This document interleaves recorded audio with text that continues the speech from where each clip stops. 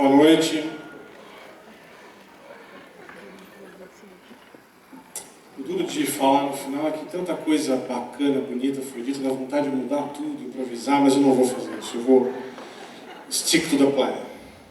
E quero dizer que escrever esse discurso foi das coisas, é isso aí, foi das coisas mais difíceis que eu já fiz.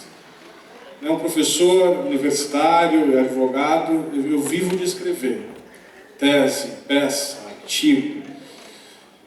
Mas o que dizer hoje? E dificultou muito a minha tarefa, uma troca de mensagens. A Ana Carolina colocou 2 toneladinhas de pressão em mim, dizendo que a expectativa era enorme, pediu para eu falar 1h30. Eu escrevi aqui 120 páginas, vamos ver onde vai dar isso. Mas me bateu a angústia de falar, gente, esses alunos que carinhosa, calma, dedicadamente, não todos, né? Todos juntos é a primeira vez que eu estou vendo vocês. Me ouviram por 3 semestres, esperam que hoje eu diga algo que marque a vida de vocês. Rabisca daqui, rascunha dali, boca seca, ansiedade, o que dizer hoje?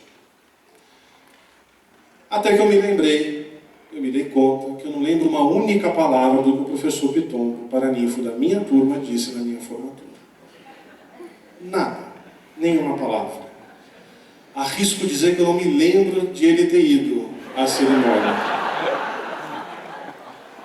Mas eu carrego comigo, todos os dias, as lições desse grande humanista, professor de processo penal que eu tive na faculdade.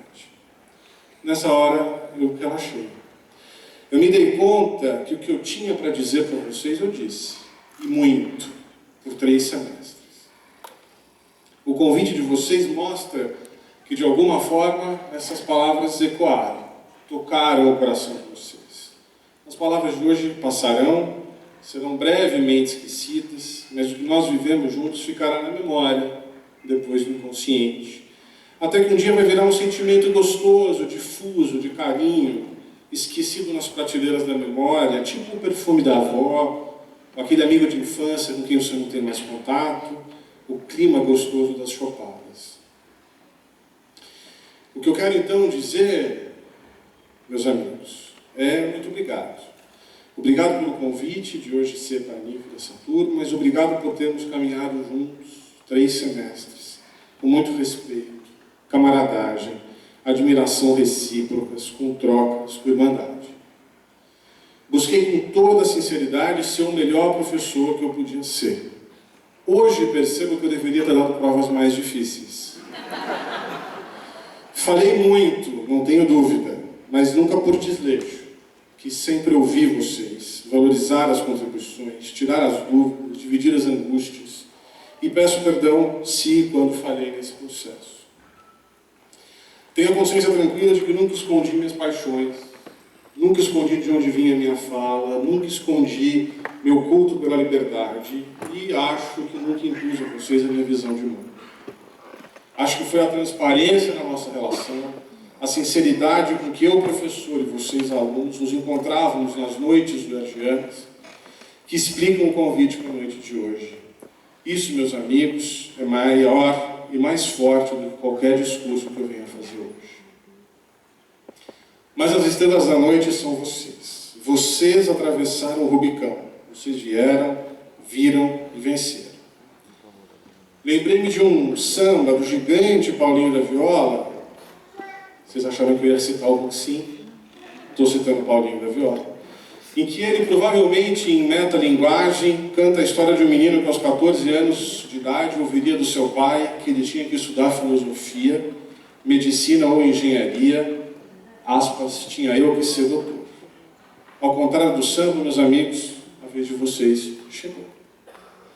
Sem elevador, sem papel higiênico, às vezes sem luz, outras sem bandejão, com uma biblioteca por vezes tímida, com professores mais ou menos dedicados, com inundação, com transporte público sôfrego, com violência dentro e fora dos portões da universidade, contra tudo e contra todos, vocês conseguiram. Vocês são todos vitoriosos, cada um a seu modo venceu. Mais do que isso, meus amigos, Vocês, para mim, são a esperança do futuro do Brasil. Me permitindo o trocadilho, nunca antes na história desse país uma frase tão clichê foi tão repetida em discurso de formatura. E eu admito isso. Mas no caso de vocês, é verdade. Há poucos dias nós fizemos um tristíssimo episódio na história do Brasil. Não importa se a favor ou contra o impeachment da presidente Dilma, todos reconhecem que passar pelo processo de destituir um presidente do seu cargo é doloroso e fragiliza a democracia ainda em construção em nosso país.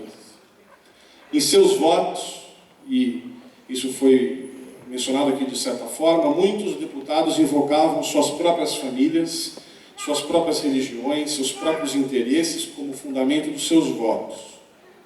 No que eu quero dizer para vocês, hoje me preocupa mais eles terem invocado o futuro do Brasil. Eu me recuso a acreditar.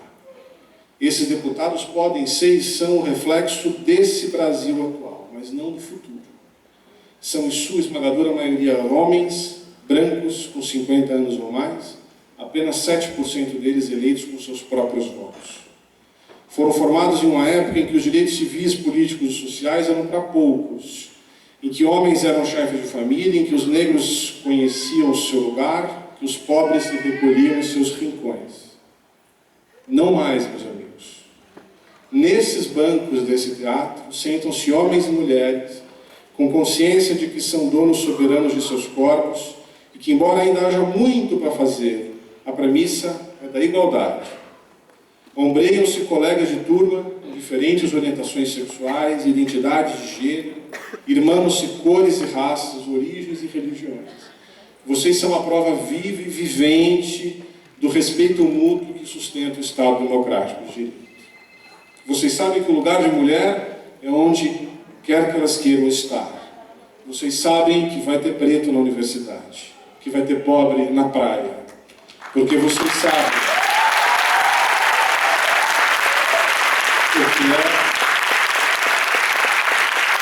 porque vocês sabem o que é o valor constitucional da dignidade humana. Porque vocês sabem a importância da igualdade na construção da democracia.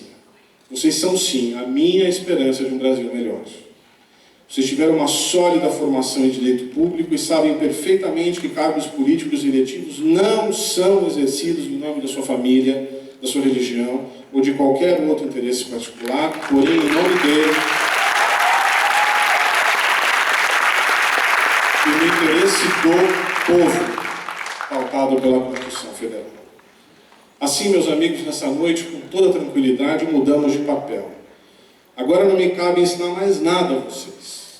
Sou eu a pedir que vocês ensinem, que reverberem em suas comunidades, em suas famílias, em suas agremiações de todos os gêneros, os valores da República Federativa do Brasil. Em 1921, Rui Barbosa foi convidado a ser paraninfo da faculdade onde eu me formei, a Faculdade de Direito do Lago São Francisco, e por motivo de saúde ele não pôde comparecer e escreveu uma obra que se tornou célebre chamada Oração aos Moços, pediu que esse discurso fosse lido na formatura. Curiosamente, hoje eu faço o caminho inverso, saio de São Paulo e venho aqui conversar com vocês. E lá pelas tantas, diz assim o Rui Barbosa, eu vou pedir para ler, são 22 páginas, podem ficar tranquilos. Tudo envidei por inculcar ao povo os costumes da liberdade e à república as leis do bom governo, que prosperam os estados, moralizam as sociedades e honram as nações. Preguei, demonstrei, honrei a verdade eleitoral, a verdade constitucional, a verdade republicana. Pobres clientes estas entre nós, sem armas, sem ouro, sem consideração, mal achavam uma nacionalidade esmorecida e indiferente nos títulos rotos do seu direito, com que habilitar o mísero advogado a sustentar-lhes com alma, com dignidade, com sobrançaria as desprezadas reivindicações. As três verdades não poderiam alcançar melhor sentença no tribunal da corrupção política de que o Deus vivo no de Pilatos. Rui Barbosa, como vocês sabem, foi um dos artífices da República Brasileira, tendo sido ministro da Fazenda e depois senador de 1820 a 1921. Esse discurso foi proferido, pois, no último ano, no seu último mandato, Ele morreria 2 anos depois. Ele mostra o seu desânimo com as instituições políticas brasileiras. Disse ter lutado por inculcar no povo os costumes da liberdade e para impregnar na República, com letra maiúscula, as leis do bom governo. Lutou pelas verdades eleitoral, constitucional, republicana, que ele chamou de cliente sem arma, sem ouro, sem consideração. E disse que essas 3 verdades não teriam melhor sorte do que Cristo teve diante de Pilatos. A atualidade, meus amigos, dessas palavras de 1921 são assombrosas. Mas houve avanços, vocês são o avanço. Nós estarmos aqui hoje é um avanço. Então, meus queridos amigos, peço a vocês que continuem avançando na construção da liberdade e da justiça. As potencialidades humanas serão máximas.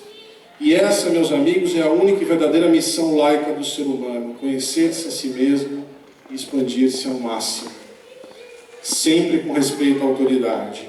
As potencialidades humanas serão máximas apenas onde a liberdade imperar. A liberdade de ir e vir, de dizer o que pensa, de escolher os rumos da vida, de amar e de ser amado, de eleger e de ser eleito. A liberdade de ser-se o que se é, sem medo de ser agredido, segregado, humilhado. Tudo quanto pertence ao privado é o espaço da liberdade. Tudo quanto pertence ao público é o espaço da justiça. Amem como e quanto queiram.